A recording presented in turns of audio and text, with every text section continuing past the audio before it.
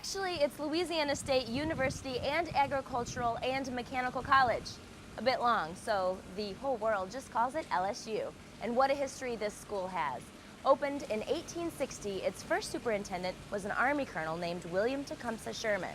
He resigned after only a year to return to the North, where he became General Sherman and helped win the Civil War with his scorched earth tactics that included the burning of Atlanta. I'm here in legendary Tiger Stadium.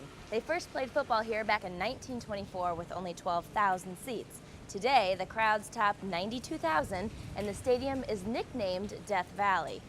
That's mainly because of the legendary crowd noise. In fact, in 1988, when the Tigers beat Auburn 7-6 on a fourth down touchdown pass with less than 2 minutes remaining, the crowd reaction registered as a small earthquake on a campus seismograph. Our story today is about a small earthquake herself. Gymnast Susan Jackson is one of the NCAA's best, and she hopes to jump and twist and flip her way to an NCAA championship. Susan has already won an NCAA championship 2 years ago in the vault, which is somewhat ironic since vault is the one event Susan fears. It goes back to a high school injury. I tripped and I just head first into the metal pool and arm down, almost broke my arm and hit my head on the metal pool. So I mean, it wasn't bad. Could have been a lot worse. And I've definitely been injured a lot more. It was just the feeling of stopping right there. It's in the back of my mind every time I go. And getting it out of my head is the hardest part. When I'm in front of the judge, the fear kind of goes away and I'm just able to do what I know how to do. So that's a really cool feeling. For most of this season, Susan has been the top-ranked gymnast in the country, but it's a ranking that doesn't weigh heavily on her mind.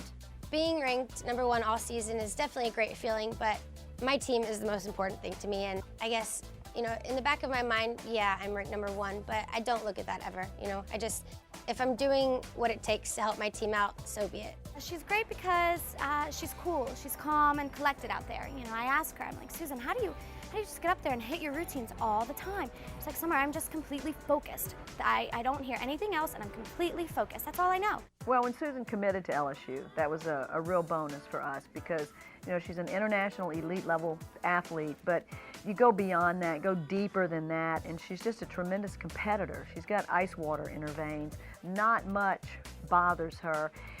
She's very consistent.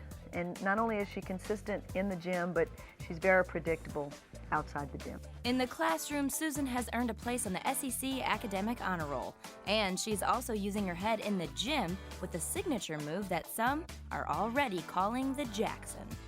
I was probably 9.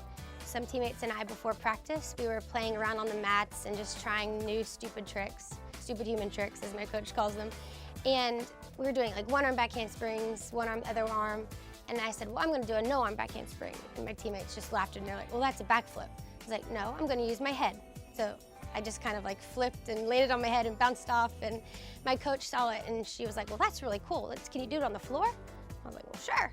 And it just worked out. And so she put it in my floor routine and it's stayed ever since. I just call it a back head spring. It's not necessarily called the Jackson because I don't know why, but I'm the only gymnast that competes it. After years of training 7 hours a day with the hope of making the Olympics, Susan missed being selected for the Olympic trials in 2004 by just one position. She overcame that disappointment and has had an outstanding NCAA experience. I think college gymnastics is just so much more fun. You have your team out there, you're not fighting against each other for a spot, it's just a team and you all have the same goal in mind, which pushes you to succeed, and just succeeding with your teammates is awesome.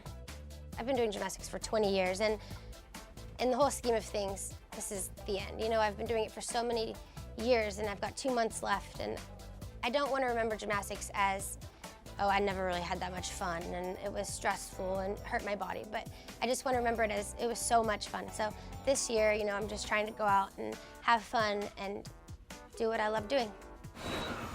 Thanks, Susan. This year's NCAA Women's Gymnastics Finals take place April 22nd through the 24th at the University of Florida.